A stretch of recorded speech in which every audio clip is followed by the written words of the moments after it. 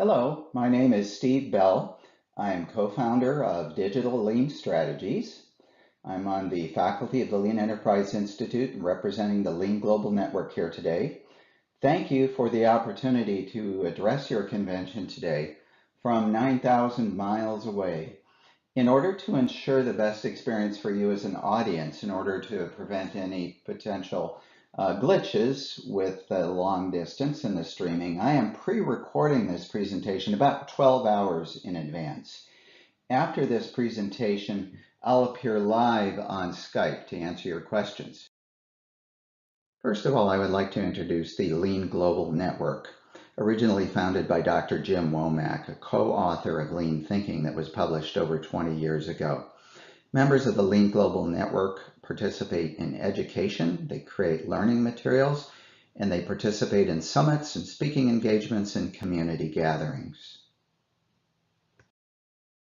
We are made up of 25 member organizations globally, and our mission is to advance lean thinking and practice throughout the world. We recognize many of you in the conference today with long backgrounds and experience in lean, and we hope that as a result of today's presentation, we may make a few more of you curious to learn more about lean thinking and how it may help you in the future. So when we originally received the request from ACMA, it was for this, to explore how industries can use digitization to improve productivity, reduce manufacturing costs, and improve data management. However, this ACMA conference is already focused on sharing many examples of digitization impact on productivity, quality, and cost, addressed by such participants as Bosch, Tata, Siemens, Rockwell Automation, Hyundai, Panasonic, and many others. Clearly, there are abundant case studies that can prove the efficacy of various emerging digital technologies. And many more examples are available from your peers in industry around the world. And even many more are available from technology vendors and consultants who are more than eager to persuade you to make big investments in them. I say this last bit to emphasize a key point. Emerging digital technologies are expensive and they're risky. No one doubts that investment in them is necessary to survive and thrive in a digital future. But I'm not here today to sing their praises. There are already enough people doing that, and for good reason. I'm here to ask the question, beyond all of the enthusiastic stories, how can you be sure a particular investment will work for you in your unique situation? And how do you develop a strategy that improves the probability that you will make the right investments and technology and capability going forward? How do you approach each opportunity is more important in the long run than any particular decision you make. A simple strategy, well executed after all, overcomes a brilliant strategy poorly executed. This brings to mind a quote from the old strategy Grandmaster Airy, who once said, "The only sustainable competitive advantage is the ability to learn faster than the competition." So my focus today will be on how can lean thinking help you to execute to improve technology investment outcomes while reducing risk, to create more value for your customers in whatever way is meaningful to them, whether that be speed, agility, quality, cost, or some other dimension. And finally, how to develop a sustaining competitive advantage by learning how to learn better. So let's talk about this fourth industrial revolution. Every revolution was driven by emerging technology and had a significant impact on people. Trading animal power for machine power, moving into cities, working in factories, and so on. And the fourth revolution will be no different. It is driven by data and our ability to harness it intelligently to learn and adapt quickly. In some ways, just as before, it will make many of our current skills obsolete. Growing intelligence and automation will encroach more and more on what we consider to be human skills and activities, but at the same time, it will enhance our ability to harness and guide intelligence. To succeed, we must learn and adapt to a new way of helping people work. So that is how I arrive at our definition of digitization, and there are many definitions of digitization out there. Mine is simply this: it is an adaptive, learning, human digital ecosystem. The big question really is, how do we make this happen within your organization? We do this through a skillful balancing act by balancing human learning and machine learning together. We ask the right questions for the right reasons and in the right context. We gather and validate the evidence and the data to make sure we're using the right information to support and draw our conclusions, and to design the right experiments to learn in order to validate each hypothesis to ensure that we can prove there is value in a technology investment before we go big on it. And by iteratively experimenting and learning, we mitigate our risk. So in order to do that and how to understand how lean can help us, it's important to understand what lean really is. Many different people have different perspectives on lean, and here from our experience over many years, it's what we believe lean really is. Many people believe that lean is focused on operational excellence, and of course it is, improving speed, quality, cost, satisfaction, and so forth. But there is also the lean involved in developing products and software and processes, not only lean in the product world, but also in the agile and scrum, DevOps and continuous delivery worlds in the software areas, and how software and physical products are now merging together in a single value stream. So we look at the real relationship of lean from addressing variation and innovation in the development cycle and quickly deploying it into smooth flow and standardization to operationalize and capitalize. And then there's the area of rapid experimentation, doing things that we've never done before and perhaps have never been done before. And that's where the world of lean startup comes in, where we innovate in conditions of significant uncertainty. We experiment to validate the value hypothesis. Does this make sense? Is there a customer out there that will invest in this? Pivot when needed. And when we come up with an innovation that we can capitalize on, quickly pursue the growth hypothesis. And this is where large enterprises and startups alike need to learn how to shift from exploring a new innovation and then into operationalizing it. And this is how lean startup and innovation become lean product development and lean operational excellence. And what glues this all together, what makes this work in a smooth, rapid cycle of learning, are the lean management systems and behaviors themselves. So let's explore more deeply the relationship between human and computer interaction and learning. Just a few months ago, Oxford Economics conducted a survey of global CIOs, and here are some of the results, looking at several operational areas: security, customer management, call center, operations management, finance, and sales and marketing. And the three dimensions they measured: the green represents decisions that are largely or completely automated. The orange are decisions that are automated but require substantial human intervention. And then blue, decisions that are not automated. And you can see in some areas, more than others, we're expecting to see more automation. But the real area of opportunity is the orange, where we can learn how to better augment or supplement human capability with computer. Now let's take a particular look at the operations management area, where we see decisions going to be largely or completely automated, tripling in the next few years. But again, the majority of areas are going to benefit from improved human and computer capabilities. So this is not a one-size-fits-all. The adoption of computer intervention and assistance and data and intelligence, all of that is going to spread unevenly across the organization. And that's one of our challenges in leadership, is to determine where to invest the effort, where to focus attention on the capabilities needed to make this new human-computer interaction optimal.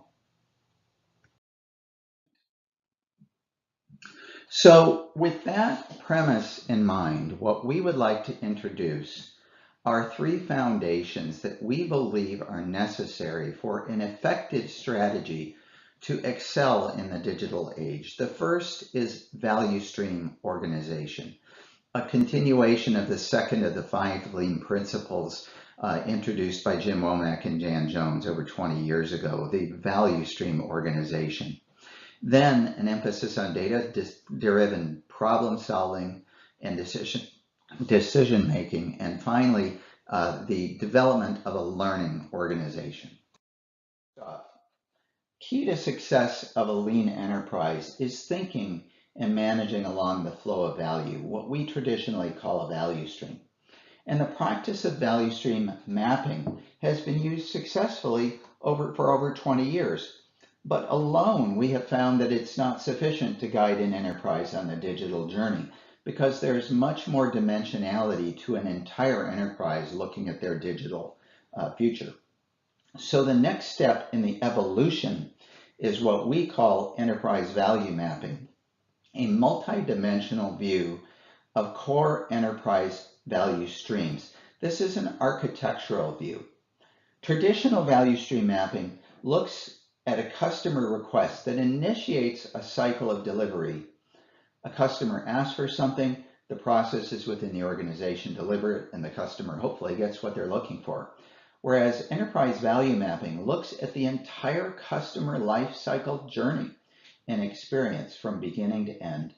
And it then creates a unified view across the major enterprise value streams, which were called out by Womack and Jones in Lean Thinking: development, delivery, and service, coordinating the efforts of those three primary value streams and synchronizing their activities along the customer journey, the customer life cycle, the customer experience. This is a long-running architectural view, and data is the foundation for the unified, complex understanding of how all the pieces fit together. I'm not suggesting that you must, as an enterprise, reorganize in this new value stream manner, often referred to as a product organization, though this is quite popular reorganization in the financial services industry going on right now. But it is important to change the way you think as an enterprise from distinct value streams to guiding through the customer lifecycle and journey experience. Not just how you think about your value streams, but how you measure them, how you manage them, and how you incent everyone in the organization towards the collective true north. With the introduction of enterprise value mapping, everyone in the enterprise is now able to see and understand what we call the 5 dimensions of digital value. The first dimension are the capabilities of the product and the service themselves. In the case of a physical product like an automobile or a washing machine, the technology capabilities that are embedded in the physical product that improve the way a customer uses the product or communicates with service or learning how to use it or upgrading it and so forth.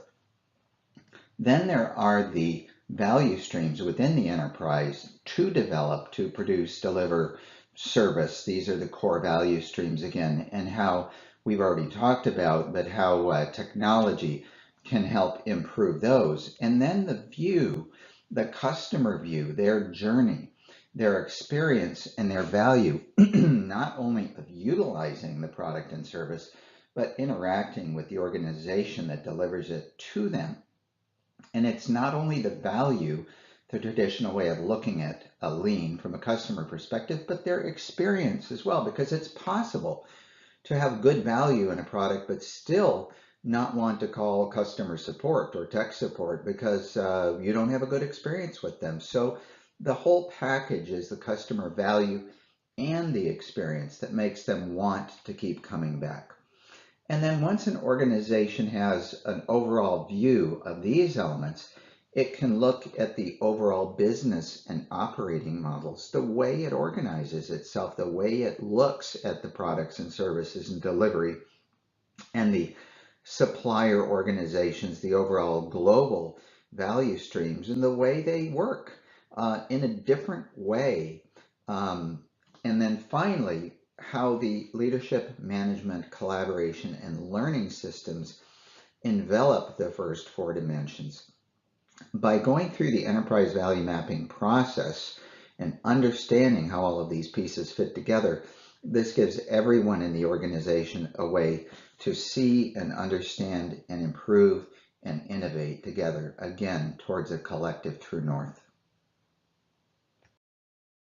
Secondly, there's the emphasis on data-driven problem solving and decision making. Now, lean thinking has always been founded on problem solving and decision making using the PDCA scientific problem solving approach. In a digital world, however, more focus is needed on data, and there is abundant data, and more is on the way. But is more data always better or even necessary? The answer to that question depends on the nature of the problem. But in any case, the problem-solving and decision-making discipline is absolutely necessary. We're not about to turn control over to machines and machine learning in any but the most deterministic settings at this point. But we're using them to help us make better decisions and discover patterns and relationships that we haven't been able to see before. People, however, need to guide decision-making towards a clear purpose, understanding the problem, why it's important, and who it's important to. We do, as organizations, need to modernize traditional problem-solving methods like A3, Kata, Hoshinkanri, Six Sigma, and more that are shown up on this screen here. We need to modernize them with more emphasis on facts, evidence, data, and analytical skills. This calls into play having the right blend of human and computer capability that is needed for every distinct situation, from very deterministic problems to very complex and often chaotic situations requiring a skillful blend of analysis and human insight. To improve overall enterprise performance, we then need to improve data access, not just at the leadership and the management level, but at the front lines, with more emphasis on data quality and data context, asking ourselves what is the right data and what is the right way to interpret that data for each problem and from each organizational perspective in order to make the best informed decisions, to guide the experimental process forward and to guide optimal decision making. Finally, what this is leading us towards is the true learning organization, the behaviors and practices that are the foundation of a lean management system and have been for years, but modernized for the digital age. I'm not going to read this slide to you. I'll let you absorb the content of the slide for yourself. But in the end, I will summarize by saying a digitally enabled lean enterprise emphasizes people, purpose, process, and technology in that order. People with a shared purpose, understanding and improving and innovating their processes using technology when appropriate is the key to success in the digital enterprise. This lean management approach to creating a learning organization brings us full circle back to the first foundation of learning to see the entire enterprise as a collection of value streams focused on the customer journey, their life cycle, and their experience. And it helps us to see better the second foundation, harnessing the collective capabilities and data across the entire enterprise, right to the front lines, to solve problems, to conduct experiments, to reduce risk, and to make decisions in order to continuously deliver the most customer value and outstanding experience every day and over the long run. So with those opening comments, I'd like to open this to questions now, and we're going to shut down this presentation, and I get to see you all in person on Skype. I'll see you in just a moment.